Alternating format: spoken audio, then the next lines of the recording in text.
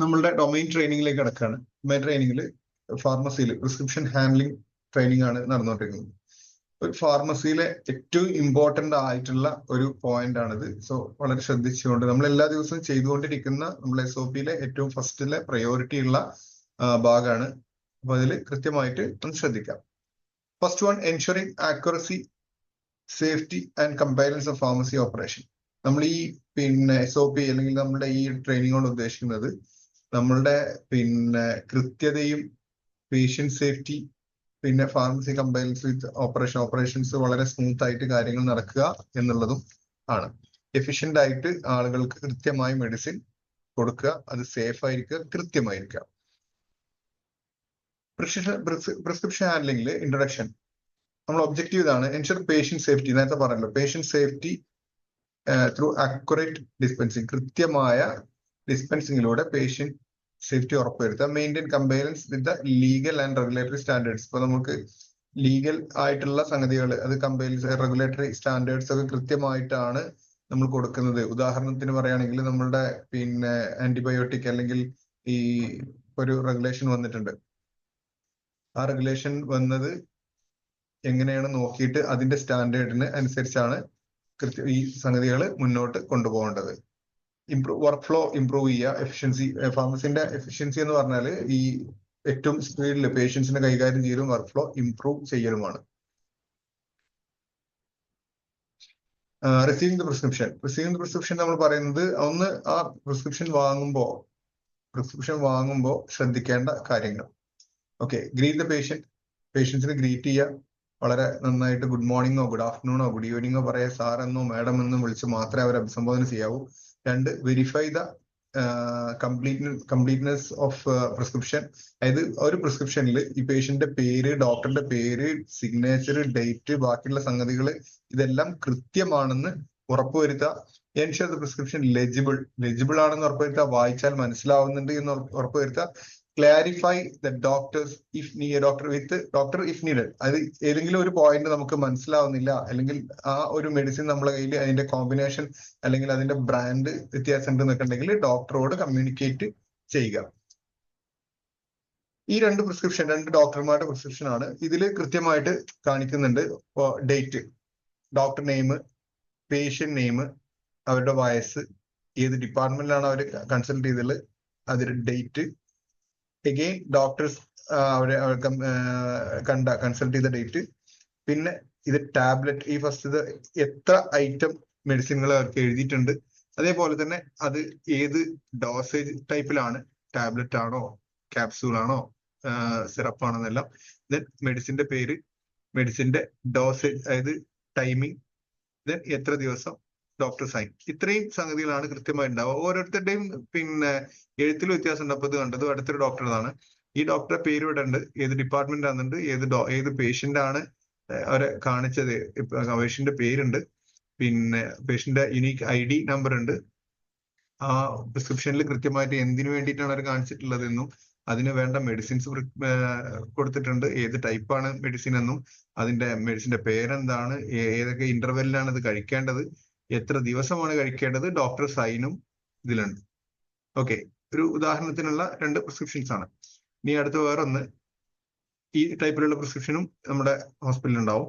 ഇത് കൂടാതെയും വരും കേട്ടോ, പുറത്തുനിന്നുള്ള പ്രിസ്ക്രിപ്ഷനും വരും. ഓക്കെ, ഇതില് പേഷ്യന്റ് പേര്, വയസ്സ്, പിന്നെ സെക്സ്, അതേപോലെ തന്നെ അവരെ ആദ്യമായിട്ട് അവരുടെ വൈറ്റൽസ് ചെക്ക് ചെയ്തതിന്റെ റിപ്പോർട്ട്, പിന്നെ ഡോക്ടേഴ്സ് നെയിം, അവരെ യുണീക്ക് ID, എന്ത് കാരണം കൊണ്ടാണ് ഇവിടെ കാണിച്ചിട്ടുള്ളതെന്ന് എഴുതിയിട്ടുണ്ട്. ഓരോ ഡോക്ടേഴ്സിനും അവരുടെ പ്രത്യേകം ഒരു മെത്തേഡ് ഉണ്ടാവും. എന്തായാലും എല്ലാവരും ഒരേ ഫോളോ മെത്തേഡാണ് ചെയ്യുക, എന്നാലും ഡിഫറെന്റ് ടൈപ്പ് ഓഫ് എഴുത്തിലാണ് വ്യത്യാസം ഉണ്ടാവുക. ദെൻ ഡോക്ടർ അഡ്വൈസ് എന്താണ്, ഇപ്പൊ ടാബ്ലറ്റ് ആണ്, ഏതാണ് മെഡിസിൻ എന്ന് ഇതിൽ പറഞ്ഞിട്ടുണ്ട്, ഏത് എത്ര ടൈമിലാണ്, ഇന്റർവെല്ലാണ് കഴിക്കേണ്ടതെന്ന് പറഞ്ഞിട്ടുണ്ട്. ടോട്ടൽ നമ്പർ ഓഫ് മെഡിസിൻസ് നമ്പറും ഇവിടെ ഇട്ടിട്ടുണ്ട്. ഓക്കെ, ആന്റിബയോട്ടിക് ആണെങ്കിൽ അങ്ങനെ ഓരോന്നിനും, ഇപ്പോ പെയിൻ കില്ലർ ഉണ്ടെങ്കിൽ ഇതൊക്കെ കൊടുത്തിട്ടുണ്ട്, ഡോക്ടർ സൈനും ഉണ്ട്. ഇതാണ് ഒരു പ്രിസ്ക്രിപ്ഷന്റെ ഒരു sample method. Okay, verify the prescription detail. ഒന്ന്, check the patient medical history for the contra interactions, അതായത് പിന്നെ മെഡിക്കൽ ഡീറ്റെയിൽ നോക്കുക, അയാൾക്ക് വേറെ എന്തെങ്കിലും അസുഖം ഉണ്ടോ, അതിലെന്തെങ്കിലും ഡോക്ടറോട് പറഞ്ഞ സൈഡിൽ എഴുതി വെച്ചിട്ടുണ്ടാവും. ഓക്കെ, എന്തിനു വേണ്ടിയിട്ടാണ് അവരെ കാണിക്കുന്നതെല്ലാം. കൺഫേം മെഡിക്കേഷൻ നെയിം, മരുന്നിന്റെ പേര്, ഡോസേജ്, സ്ട്രെങ്ത്, ഫ്രീക്വൻസി, ഇതെല്ലാം കൃത്യമായിട്ട് മെൻഷൻ ചെയ്തിട്ടുണ്ടോ നോക്കുക. വെരിഫൈ എനി സ്പെഷ്യൽ ഇൻസ്ട്രക്ഷൻ, അതായത് ഡോക്ടർ എന്തെങ്കിലും അതിന്റെ കൂടെ സ്പെഷ്യൽ ഇൻസ്ട്രക്ഷൻ കൊടുത്തിട്ടുണ്ടോ എന്നുള്ളത് ചെക്ക് ചെയ്യുക. ഉദാഹരണത്തിന് ഭക്ഷണത്തിന്റെ കൂടെ കഴിക്കാൻ, അല്ലെങ്കിൽ പിന്നെ ഇന്ന രീതിയിൽ ഇപ്പൊ ഫ്രിഡ്ജിൽ കീപ്പ് ചെയ്യണം എന്നുള്ള സംഗതികൾ ഇങ്ങനെയൊക്കെ പറഞ്ഞിട്ടുണ്ടോ എന്നൊന്ന് ചെക്ക് ചെയ്യുകയും ചെയ്യുക. ദെൻ വാലിഡേറ്റിംഗ് പ്രിസ്ക്രിപ്ഷൻ ഓതന്റിസിറ്റി, അതായത് ഈ പ്രിസ്ക്രിപ്ഷൻ ഡോക്ടേഴ്സ് എഴുതി തന്നെയാണോ എന്നുള്ളതൊന്ന് ഡബിൾ ചെക്ക് ചെയ്യുക. Confirm that the prescription is from the licensed practitioner, അവരുടെ പേരും അവരുടെ സൈനും ഇതെല്ലാം ഉണ്ടാവും, അല്ലെങ്കിൽ സീൽ ഉണ്ടാവും. Cross check if there is any sign, ഒരു എന്താ പറയാ ടാമ്പറിങ്ങോ ഫോർജറി, വേറെ ആളുടെ സൈൻ ഇട്ടതാണോ, അങ്ങനെയൊക്കെ ഒന്ന് ഡബിൾ ചെക്ക് ചെയ്യുക. സ്ഥിരമായിട്ട് വരുന്ന പ്രിസ്ക്രിപ്ഷൻ ആണെങ്കിൽ നമുക്ക് മനസ്സിലാവും. Verify the electronic prescription through the official system where applicable, അതായത് പിന്നെ നമുക്ക് ഒരു പ്രിന്റഡ് ഇതായിട്ടാണ് വരുന്നുണ്ടെങ്കിൽ നമ്മളുടെ പ്രിസ്ക്രിപ്ഷൻ നമ്മളുടെ ഹോസ്പിറ്റലിൽ കൊടുത്തതാണെങ്കിൽ അത് ഡബിൾ ചെക്ക് ചെയ്യുക, നമ്മളുടെ മെഡിക്കൽ റെക്കോർഡ്സുമായിട്ട് ഡബിൾ ചെക്ക് ചെയ്ത് കൊടുക്കുക. അതായത് പിന്നെ ചില ആളുകൾ എന്ത് ചെയ്യും, ഒരേ മെഡിസിൻ നമ്മൾ ചിലപ്പോ പിന്നെ റിപ്പീറ്റ് ആയിട്ട് ഉപയോഗിക്കാൻ പറ്റാത്ത മെഡിസിൻസ് ഉണ്ടെങ്കിൽ അതന്നെ ഒന്നുകൂടി വേറെ എഴുതിയിട്ടോ അല്ലെങ്കിൽ അതിൽ ഡോസ് അതിന്റെ ഡ്യൂറേഷനിലൊക്കെ മാറ്റം വരുത്തിയിട്ട് കൊണ്ടുവരാൻ ചാൻസ് ഉണ്ട്. അത് ഒഴിവാക്കാൻ വേണ്ടിയിട്ടാണ് ഈ ഒരു ഡബിൾ ചെക്കിംഗ് മെത്തേഡ് ഉപയോഗിക്കുന്നത്. ഒരു പ്രിസ്ക്രിപ്ഷന്റെ മെത്തേഡാണിത്. ജസ്റ്റ് ഒരു നമ്മൾ നേരത്തെ കാണിച്ചില്ലായിരുന്നു, നേരത്തെ പ്രിസ്ക്രിപ്ഷന്റെ യഥാർത്ഥ പ്രിസ്ക്രിപ്ഷന്റെ ഫോട്ടോസ് ആണ് കാണിച്ചത്. ഇത് ജസ്റ്റ് ഒരു സാമ്പിളിന് വേണ്ടിയിട്ട് വെച്ചതാണ്. ഡോക്ടേഴ്സിന്റെ ഡീറ്റെയിൽ ഉണ്ടാവും, ഡോക്ടർ ഏതാണ്, പിന്നെ അവരുടെ ഡിഗ്രി എന്താണ്, രജിസ്ട്രേഷൻ എന്താണ്, ഏതാണ് അഡ്രസ്, ഏത് ഹോസ്പിറ്റലാണ്, ഇതൊക്കെയുള്ള ഡീറ്റെയിൽ അതിൽ കൊടുക്കേണ്ടതാണ്. ഡേറ്റ് മെൻഷൻ ചെയ്യണം, പേഷ്യന്റിന്റെ പേരും വയസ്സും ജെൻഡറും മെൻഷൻ ചെയ്യണം, പിന്നെ അവര് മെഡിസിൻ എന്താണ് പ്രിസ്ക്രൈബ് ചെയ്തിട്ടുണ്ടെന്നെല്ലാം. ഓക്കെ, 1 ടാബ്ലറ്റ് ആഫ്റ്റർ ഫുഡ് ഇങ്ങനെ എഴുതും, അല്ലെങ്കിൽ 100 എന്നോ ഇങ്ങനെയൊക്കെ എഴുതും. ദെൻ അതിന്റെ മെത്തഡ് ഇതാണ് എഴുതിയിട്ടുള്ളത്, TDS. അതിന്റെ കുറച്ച് അബ്രിവേഷൻസ് ഉണ്ട്, ഞാൻ നെക്സ്റ്റ് സ്ലൈഡിൽ പറയാം. Then capsule, tablet, capsule. Okay, ഈ രണ്ട് സംഗതികൾ കൃത്യമായിട്ട് നോക്കുക. സിഗ്നേച്ചറും സ്റ്റാമ്പും സീലും പ്രിസ്ക്രിപ്ഷനിൽ ഉണ്ടായിരിക്കും. ഇത് വേറൊരു പ്രിസ്ക്രിപ്ഷന്റെ മെത്തേഡാണ്. ഇതിലും തന്നെയാണ് ഡോക്ടറുടെ പേര്, രജിസ്ട്രേഷൻ ഡീറ്റെയിൽ, ഇതൊക്കെയാണ് സാധാരണ എല്ലാ പ്രിസ്ക്രിപ്ഷനിലും ഉണ്ടാവുക എന്നറിയിക്കാൻ വേണ്ടിയിട്ടാണ് ഇങ്ങനെ ഒരു സ്ലൈഡ് ഇതിൽ ആഡ് ചെയ്തിട്ടുള്ളത്. ഓക്കെ, ഇത് കുറച്ചൊരു കോമൺ ഫാർമസിയിൽ ഡോസേജ് അബ്രിവേഷൻസ് ആണ്, അതിന്റെ മീനിങ്സും. ഇപ്പൊ പിന്നെ OD എന്ന് എഴുതും മെഡിസിൻ, ഇതിന്റെ കൂടെ ഞാൻ കാണിച്ചു തരാം. ഇതിൽ TDS എഴുതിയിട്ടുണ്ട്. TDS എന്ന് എഴുതിയില്ലേ, ഇതേപോലെ. അപ്പൊ അവിടെ കൊടുക്കുന്ന കുറച്ച് അബ്രിവേഷൻസ് ആണിത്. പിന്നെ മെഡിസിൻ നേരെ പ്രിസ്ക്രൈബ് ചെയ്ത മെഡിസിൻ നേരെ OD എന്ന് കഴിഞ്ഞാൽ once daily, once a day, മനസ്സിലായല്ലോ. അത് സാധാരണ ഉണ്ടാവുക ബ്ലഡ് പ്രഷറിന്റെ മെഡിസിൻസും വൈറ്റമിന്റെ മെഡിസിൻസും ഒക്കെയാണ്. പിന്നെ BD എന്ന് എഴുതിയാൽ take twice A day. Twice A day എന്ന് പറഞ്ഞു കഴിഞ്ഞാൽ മോർണിംഗ് ആൻഡ് ആഫ്റ്റർനൂൺ എന്നുള്ള രീതിയിലായിരിക്കും ഉണ്ടാവുക. അതൊക്കെ പ്രത്യേകം മെൻഷൻ ചെയ്തിട്ടുണ്ടാവും. ആന്റിബയോട്ടിക്കും ഡയബറ്റിക്സിന്റെ മെഡിസിൻസ് ഒക്കെയാണ് ഉണ്ടാവുക. TDS നേരത്തെ ഇതിൽ പ്രിസ്ക്രിപ്ഷനിൽ കണ്ടല്ലോ, ടേക്ക് 3 times എ ഡേ, 3 നേരം. പെയിൻ കില്ലേഴ്സ് അല്ലെങ്കിൽ ചിലപ്പോൾ ചില ആന്റിബയോട്ടിക്കുകൾ ഇതൊക്കെ ഉണ്ടാവുക. പിന്നെ QID, take 4 times a day. Antibiotics തന്നെ, സ്റ്റിറോയിഡ്സ്, ഇതൊക്കെ QID-ലും വരാവുന്നതാണ്. HS, take at bed time, നൈറ്റിൽ രാത്രി കിടക്കുമ്പോൾ 1. സ്ലീപ്പിംഗ് പിൽസ്, പിന്നെ ആ ടൈപ്പ് ഓഫ് സംഗതികളാണ് അതിൽ വരിക. PRN ഇതൊക്കെ റെയർ ആണ്. ഇത് PRN തന്നെ, അല്ലെങ്കിൽ SOS എന്ന് എഴുതും, അത് ആവശ്യമുള്ളപ്പോൾ മാത്രം കഴിക്കുക എന്നുള്ള. ഓക്കെ, പിന്നെ ഇതൊക്കെ റെയർ ആണ്, ഞാൻ ജസ്റ്റ് ഇതിൽ ഉൾക്കൊള്ളിച്ചെന്നുള്ളൂ. PCAC എന്നൊക്കെ പറഞ്ഞിട്ടുള്ള സംഗതികളുണ്ട്. ഇതാണ് main abbreviations. Okay, dispensing medication dispense ചെയ്യുമ്പോൾ ശ്രദ്ധിക്കേണ്ട കുറച്ച് കാര്യങ്ങൾ. Select the correct medication and cross check with the പ്രിസ്ക്രിപ്ഷനുമായിട്ട് ഡബിൾ ചെക്ക് ചെയ്തപ്പോൾ ബില്ല് അടിച്ചു കഴിഞ്ഞാലും നമ്മൾ എന്ത് ചെയ്യണം, പ്രിസ്ക്രിപ്ഷനുമായിട്ട് ഇത് ഡബിൾ ചെക്ക് ചെയ്ത് നോക്കണം.